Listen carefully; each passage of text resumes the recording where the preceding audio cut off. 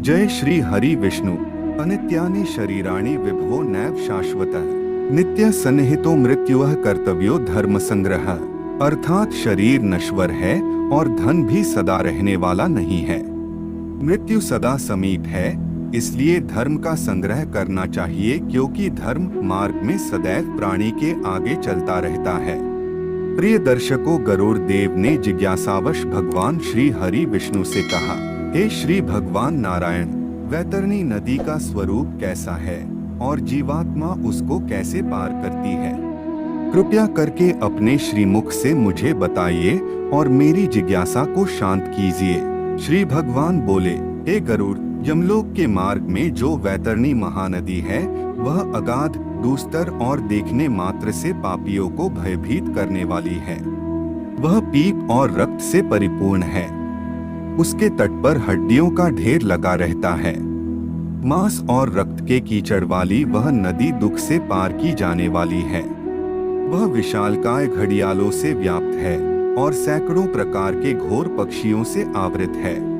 हे गरुड़, आए हुए पापी को देखकर वह नदी ज्वाला और धूम से भरकर कड़ाह में रखे घी की भांति खौलने लगती है।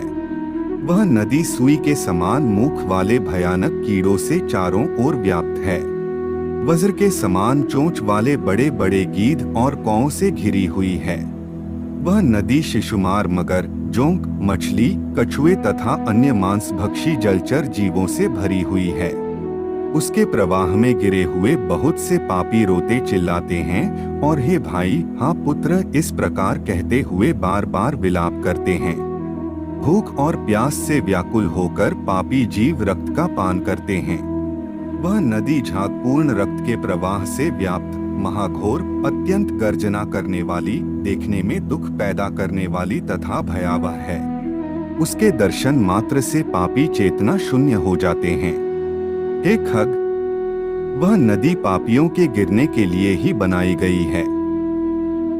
उसका पार नहीं दिखता।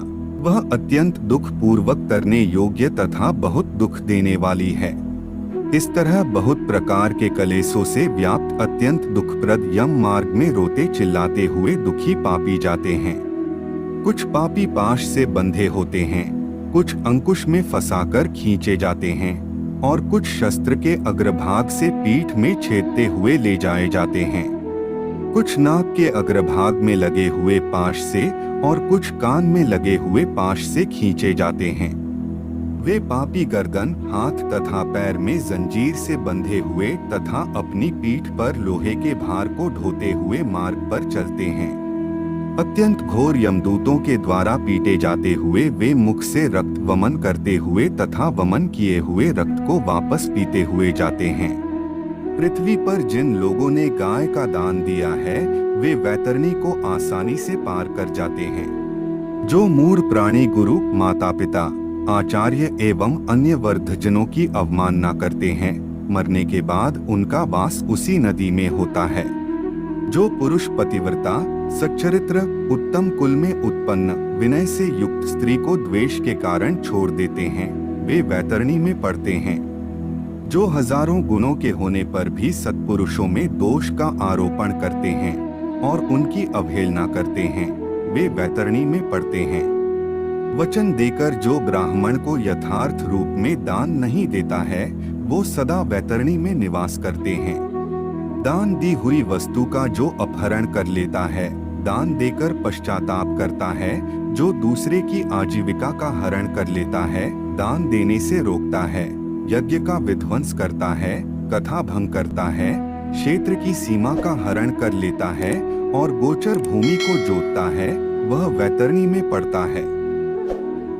ब्राह्मण होकर रस विक्रय करने वाला, वेद प्रतिपादित यज्ञ के अतिरिक्त अपने लिए पशुओं की हत्या करने वाला, मांस भोजी, मद्य पीने वाला, शास्त्र अध्ययन से रहित, राजमहिषी के साथ व्यभिचार करने वाला, पराई स्त्री का अपहरण करने वाला, कन्या के साथ कामाचार की इच्छा रखने वाला तथा जो सतित्व नष्ट करने वाला है, ये सभी तथा इसी प्रकार और भी बहुत निषिद्धाचरण करने में उत्सुक तथा शास्त्र विहित कर्मों को त्याग वाले वे मूढ़जन वैतरणी में गिरते हैं।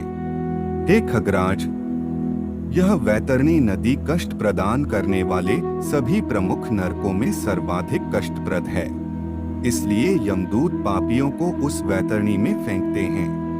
प्रिय दर्शकों, हम आशा करते हैं कि आपको यह जानकारी अच्छी लगी होगी। अगर अच्छी लगी हो तो वीडियो को लाइक और चैनल को सब्सक्राइब करें। एक बार फिर से आपका बहुत बहुत धन्यवाद। हर हर महादेव।